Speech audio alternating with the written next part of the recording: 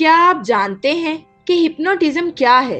اور کیا آپ یہ حیران کن بات جانتے ہیں کہ آپ بھی اس کے ذریعے کسی کو اپنے قابو میں کر سکتے ہیں؟ اور کیا آپ کو معلوم ہے کہ اس کے ذریعے آپ کسی سے بھی کوئی غلط کام کروا سکتے ہیں؟ تو آئیے ان سب سوالات کے جوابات پر روشنی ڈالتے ہیں۔ ہپنوٹزم کا نام سنتے ہی ذہن میں ایک ایسے آدمی کا خاکہ آتا ہے اپنے جادوئی ہاتھوں کو آپ کے چہرے کے گرد گھما گھما کر آپ کو اپنے قابو میں کر رہا ہو۔ جہاں آپ اس کے قابو میں آئے وہاں اس نے آپ کے ذریعے غلط کام کروائے، اور یہ غلط تاثر ہمارے ڈراموں اور فلموں کی دین ہے۔ بے شک یہ بہت ذمہ داری کا کام ہے، لیکن پہلے سمجھنا یہ ہے کہ دراصل ہپنوٹزم ہے کیا۔ یہ ایک یونانی لفظ ہپنوسس سے بنا ہے، جس کا مطلب ہے نیند یا خمار۔ 19ویں صدی میں ڈاکٹر جیمز نے اس لفظ کو موجودہ معنی میں رائج کیا۔ اس کے مطابق ہر شخص میں ایک مقناطیسیت ہوتی ہے۔ اسی مقناطیسی قوت کو استعمال کرتے ہوئے اپنے خیال کو کسی دوسرے کے دماغ میں داخل کر دینا کہ وہ اس کو فعل کی صورت میں سر انجام دے۔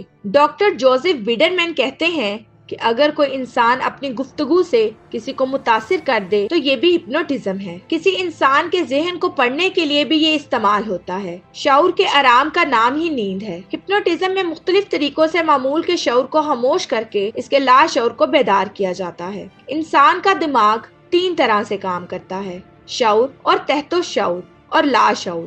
شعور جو کچھ بھی ہم کر رہے ہیں ہوش و خواص میں کرنے والے کام ہیں۔ سوتے ہوئے یا جنون کی حالت میں شعور کام کرنا چھوڑ دیتا ہے۔ تحت الشعور کچھ عرصہ تک کی پرانی یادیں ہیں، مثلا آپ نے کل کیا کھایا تھا، یہ آپ کو آج یاد ہوگا، لیکن کچھ دنوں بعد آپ بھول جائیں گے کہ آپ نے کیا کھایا تھا۔ اب تحت الشعور ان ماضی قریب کی یادوں میں سے اہم یادیں لاشعور میں ٹرانسفر کر دیتا ہے اور باقی سب ڈیلیٹ کر دیتا ہے۔ لاشعور عموماً سویا رہتا ہے، لیکن اصل میں سارے کام اس کے زیر اثر ہوتے ہیں۔ انسان کے لاشعور میں زندگی کے اہم پیش ہونے والے واقعات 1 سال کی عمر سے جمع ہونا شروع ہو جاتے ہیں۔ اب ہماری ساری حرکات و سکنات لاشعور کے زیر اثر ہوتی ہیں۔ اگر ہمیں کسی قسم کا فوبیا ہے تو یہ یقیناً ماضی میں رونما ہونے والے کسی ناخوشگوار واقعے کے نتیجے میں ہوتا ہے۔ اسی لیے ماہر نفسیات کسی نفسیاتی بیماری کا علاج ہپنوٹزم کے ذریعے کرتے ہیں، لاشعور میں جا کر اس واقعے کو ڈیلیٹ کر کے۔ اسی لیے ہپناٹائز کرنے والا بہت ذمہ دار ہونا چاہیے، کیونکہ ہر خوف کے پیچھے ماضی کا کوئی واقعہ چھپا ہوتا ہے۔ ہپنوٹزم کی کیفیت سکون اور حد سے بڑا ہوا تخیل ہوتا ہے۔ یہ دن میں خواب دیکھنے جیسی کیفیت ہوتی ہے، کیونکہ سبجیکٹ اس دوران سارا وقت جاگ رہا ہوتا ہے۔ لاشعور دراصل ہماری زندگی کا ریکارڈ کیپر ہے اور ہٹ درم بھی ہوتا ہے، اور اللہ تعالیٰ نے ضمیر اس کو کنٹرول کرنے کے لیے بنایا ہے۔ اگر ضمیر نہ ہو تو لاشعور ہم سے برے کام بھی کروا سکتا ہے۔ ہپنوٹزم ایک آرٹ اور سائنسی علم ہے۔ اس آرٹ اور علم کو دوسرے علوم کی طرح ہر شخص سیکھ سکتا ہے، لیکن دوسرے علوم کی طرح اسے دیکھنے، یاد رکھنے اور استعمال کرنے کے لیے ایسے اصولوں کو مد نظر رکھنا ضروری ہوتا ہے جن کے بغیر ہپنوٹائزڈ کی اپنی شخصیت ادھوری رہ جاتی ہے۔ اس کے لیے محسوس توجہ اور جسمانی اور روحانی صحت مندی کا حامل ہونا بہت ضروری ہوتا ہے، کیونکہ ہپنوٹزم سے مراد یہ ہوتی ہے کہ اپنی بات کو دوسرے کے ذہن میں منتقل کرنا اور اس بات پر عمل بھی کروانا ہے۔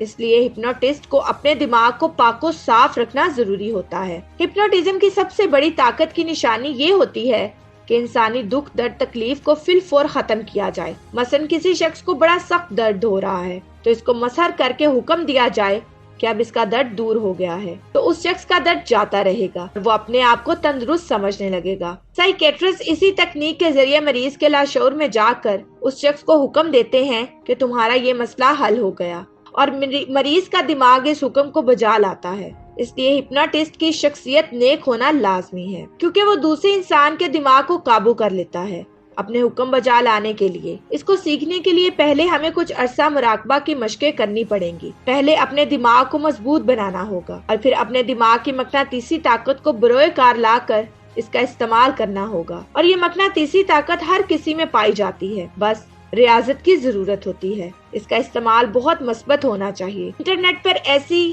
اس کی مشقیں بآسانی دستیاب ہیں۔ میں امید کرتی ہوں کہ میری آج کی یہ ویڈیو آپ کے لیے بہت معلوماتی رہی ہوگی۔ ہماری ایسے ہی انفارمیٹیو ویڈیو دیکھنے اور سننے کے لیے ہمارے چینل اقرا اسلامک اسٹوریز کو لائک، شیئر اور سبسکرائب کرنا مت بھولیں، اور ساتھ ہی ساتھ بیل آئیکن بٹن کو ضرور پریس کریں تاکہ ہر آنے والی نئی ویڈیو کا نوٹیفیکیشن آپ کو آپ کی اسکرین پر ملے۔ اب مجھے اجازت دیجیے، شکریہ۔ اللہ